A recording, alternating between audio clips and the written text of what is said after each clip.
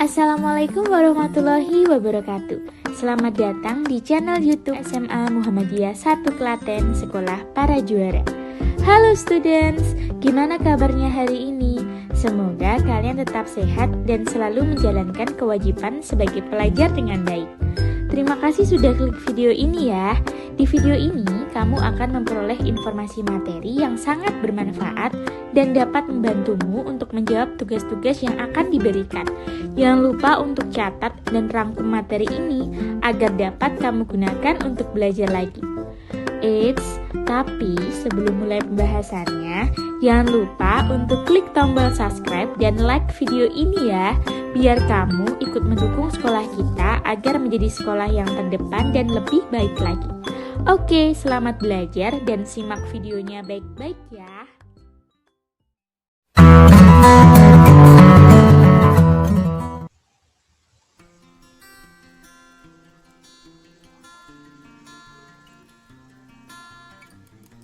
Assalamualaikum warahmatullahi wabarakatuh. Selamat pagi anak-anakku. Berjumpa kembali dengan Ibu Retno dalam mata pelajaran Bahasa Indonesia kelas 12.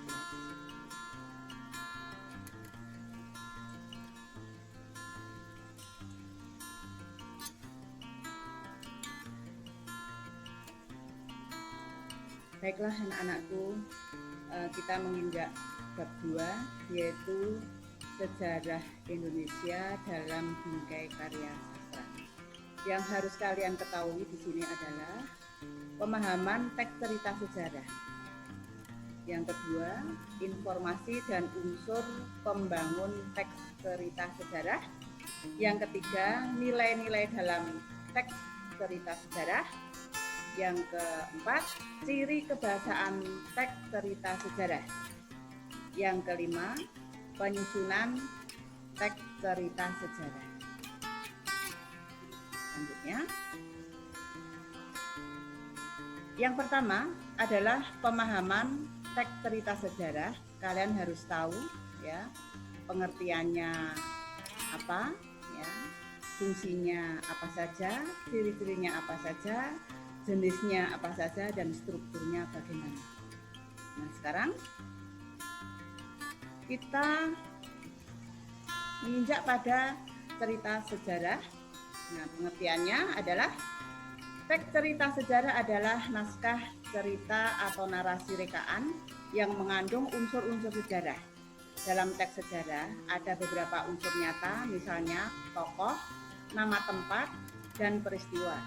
Namun, dalam teks cerita sejarah terdapat pula cerita yang sifatnya rekaan, misalnya mitos-mitos asal-usul negeri, mitos kedatangan sebuah agama, dan mitos alegori. Itu pengertian teks sejarah. Ya. Selanjutnya, ciri-ciri teks sejarah. Ciri-ciri teks sejarah yang pertama adalah menampilkan latar masa lalu. Jadi tempat ya, tempatnya, suasananya itu menampilkan masa lalu. Yang kedua, ya, itu disajikan secara kronologis menurut urutan waktu. Ya, itu disajikan secara kronologis. Jadi ada urutan-urutan waktu. Yang ketiga berupa fakta atau fiksi. Nah, yang ketiga berupa fakta atau fiksi. Nah, fakta itu bisa berupa biografi, bisa berupa autobiografi, itu juga bisa. Terus yang fiksi itu rekaan imajinasi, itu bisa berupa cerpen, bisa berupa roman, bisa berupa legenda, dan sebagainya. Itu yang berupa fiksi. Yang keempat, sering menggunakan konjungsi temporal.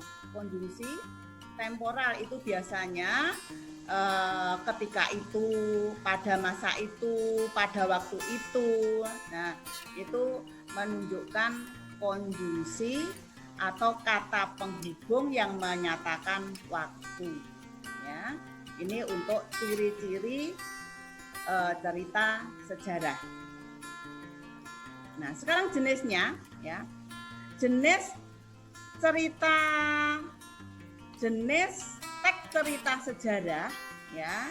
Di sini ada 2. Yang pertama, teks cerita sejarah berdasarkan fakta sejarah. Ya. Yang kedua, teks sejarah atau teks cerita sejarah yang berupa fiksi, ya, berdasarkan fiksi. Ya. Untuk yang berdasarkan non-fiksi atau berdasarkan fakta, ini bisa, ya, contohnya biografi, ya, autobiografi, itu juga bisa. Cerita perjalanan, ya, ataupun cerita sejarah, itu untuk yang teks cerita sejarah berdasarkan fakta. Untuk yang teks cerita sejarah fiksi, ini bisa berupa novel, ya. Novel itu juga karya fiksi yang berupa prosa yang mengandalkan daya imajinasi pengarang, ya. Cerpen itu juga bisa, ya, berbentuk prosa naratif fiktif, ya. Terus yang ketiga itu bisa legenda, ya. Itu berupa prosa rakyat yang dianggap oleh sebagian orang merupakan suatu yang benar-benar terjadi. Legenda itu terjadinya suatu tempat, ya, itu legenda. Roman, nah itu juga bisa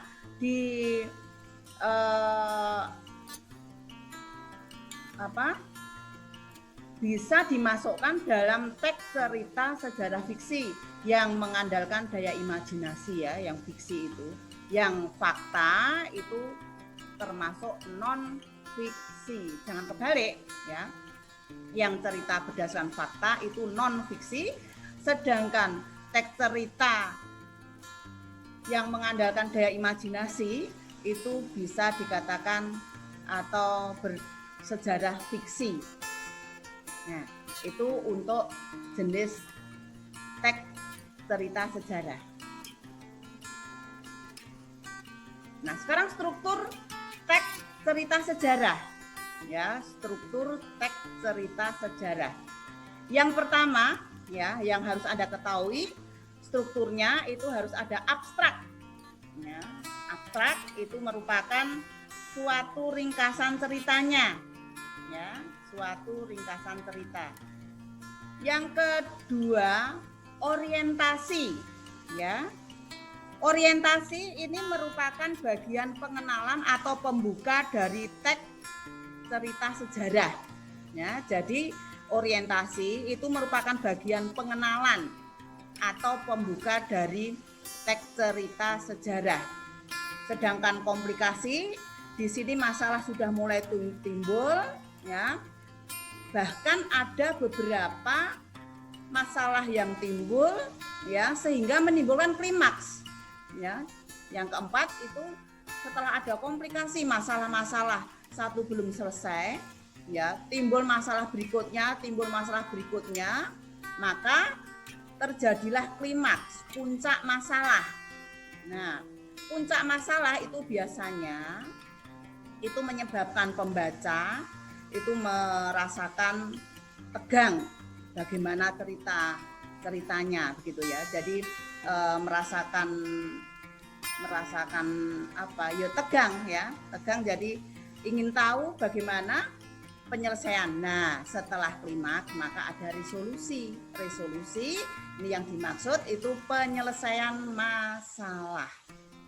Nah, yang keenam, setelah resolusi itu koda, kesimpulannya bagaimana. Nah, ini kesimpulan itu koda, ya. Jadi saya ulangi sekali lagi, struktur teks cerita sejarah, satu abstrak, yang kedua orientasi, yang ketiga komplikasi, yang keempat klimaks, yang kelima resolusi, yang keenam koda. Itu Itu diingat-ingat. Nah, sekarang fungsi ya. Fungsi teks cerita sejarah. Ya, fungsi cerita teks sejarah. Yang pertama adalah rekreatif. Ya, nih. Yang pertama rekreatif. Memberikan rasa gembira dan senang kepada pembaca. Ini rekreatif. Ya, rekreatif. Memberikan rasa senang. Ya, memberikan rasa senang, rasa gembira kepada pembaca, itu yang fungsi rekreatif. Yang kedua, fungsi inspiratif, ya, memberi inspirasi, imajinasi dan kreativitas untuk keberlangsungan hidup berbangsa dan bernegara untuk lebih baik lagi. Ya, itu memberi inspirasi. Inspiratif bersifat inspirasi. Ya, jadi yang kedua inspiratif, yang ketiga instruktif, ya, instruktif. Ya, instruktif sebagai alat bantu dalam pembelajaran. Ya, sebagai alat bantu dalam pembelajaran. Yang keempat, yang terakhir fungsi edukatif. Nah, edukatif itu dapat dijadikan petunjuk dan pelajaran kehidupan bagi manusia dalam berperilaku, bersifat mendidik. Edukatif itu, ya, bersifat mendidik. Ya, jadi menjadi pelajaran kehidupan bagi manusia dalam berperilaku yang lebih baik lagi. Itu edukatif. Ya, saya ulangi, fungsi teks cerita sejarah yang pertama rekreatif, yang kedua inspiratif, yang ketiga instruktif, yang keempat edukatif. Jelas ya anak-anak? Nah, sekarang informasi dan unsur pembangun teks cerita sejarah. Kalian harus mengetahui unsur pembangun teks cerita sejarah dan informasi penting dalam teks cerita sejarah. Sekarang unsur dulu. Ya.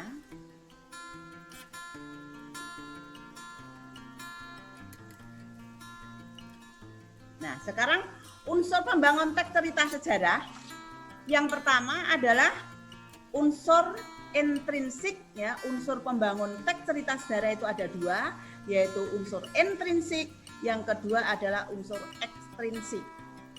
Ya, yang kedua adalah unsur ekstrinsik. Unsur intrinsik, ya, yang pertama adalah tema, ya, tema, ya. Yang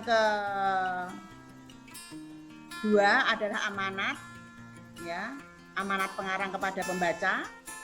Yang ya, tema tadi ide pokok, ya, ide pokok sebuah cerita. Amanat, ya. Yang kedua itu amanat, pesan pengarang kepada pembaca. Yang ketiga, tokoh atau penokohan, ya. Tokoh atau penokohan ini ada yang memiliki sifat yang baik, ya, protagonis, antagonis dan tritagonis, ya. Kalau antagonis itu tokoh yang bersifat jahat, yang protagonis itu yang baik. Sudut pandang, yaitu sudut pandang yang dipakai oleh pengarang. Latar itu tempat, ya, tempat terjadinya peristiwa. Alur, ya, alur itu jalinan peristiwa, ya, jalinan peristiwa. Itu untuk unsur intrinsik. Nah, sekarang unsur ekstrinsiknya, ya. Unsur ekstrinsik itu ada kebesaran pemerintahan, corak penceritaan, karena ini sejarah, ya. Kebesaran pemerintahan, corak penceritaan, unsur keagamaan, unsur politik, unsur ekonomi, unsur sosial. Nah, ini untuk unsur ekstrinsik pembangun teks cerita sejarah.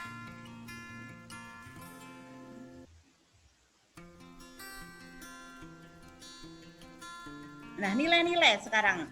Nilai dalam teks cerita sejarah yang pertama adalah nilai moral, ya. Biasanya ada soal itu ya, dalam paragraf itu yang dominan itu nilai apa di situ. Ya, nilai moral, nilai kepahlawanan, nilai religius ya, keagamaan, nilai budaya, dan nilai sosial. Ya, jadi nilai-nilai dalam teks cerita sejarah itu kalau mengajarkan moral yang baik kepada kita, tentu saja itu pada pembaca itu ada nilai moralnya. Nilai kepahlawanan, di sini ada sifat kepahlawanannya yang dominan, berarti nilai kepahlawanan. Terus religius itu agama, ya, tentang ketuhanan, ya. Budaya, sosial, ya, budaya apa yang terjadi dalam cerita itu, ya. Terus sosial, misalnya lingkungan, ya, sosialnya lingkungan yang bagaimana. Nah, itu nilai-nilai dalam teks cerita sejarah.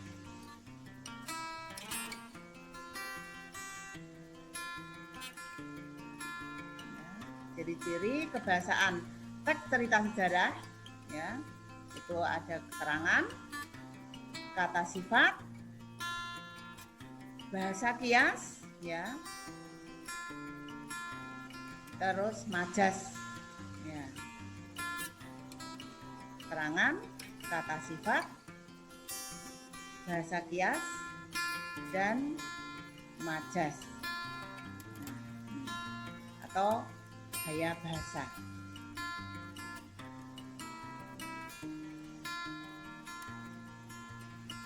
Nah, demikian anak-anakku untuk pelajaran kali ini. Semoga untuk pelajaran sejarah Indonesia dalam bingkai karya sastra itu menjadi wawasanmu yang lebih banyak tentang karya sastra. Demikian anak-anakku yang saya cintai dan saya banggakan. Pertemuan kali ini bab 2 saya akhiri.